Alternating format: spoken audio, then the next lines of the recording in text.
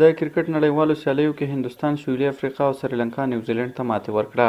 د سریلنکا او نیوزلنډ ترمنځ د 3 ورځنیو سیالیو د لوبلړۍ په لومړۍ لوبه کې لومړی توپوهنه د سریلنکا لوبډلې وکړه او په ټاکلو 50 اورونو کې د 15 لوبغاړو په سوځېدو سره نیوزلنډ ته د 325 منډو هدف ورکړ.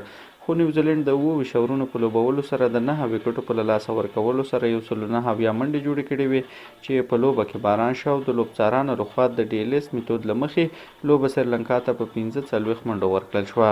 د لوبې غوره لوبغاړی کوشال مینډس ونومول شو. نوموړي په دغه لوبه کې 143 منډې جوړې کړې وې. د سویلي افریقا او هند ترمنځ په لوبه کې بیا لومړی توپوهنه د هند لوبډلې وکړه او افریقا ته یې په 20 اورونو کې 220 منډې هدف ورکړ. که څه هم افریقا ډیره هڅه وکړه چې دغه لوبه وګټي خو بریالی نه شوه او لوبه یې یوازې د 11 منډو په توپیر وبایلله. د لوبې غوره لوبغاړی تیلک ورما د 107 ناسوځېدلو منډو په کولو سره وټاکل شو.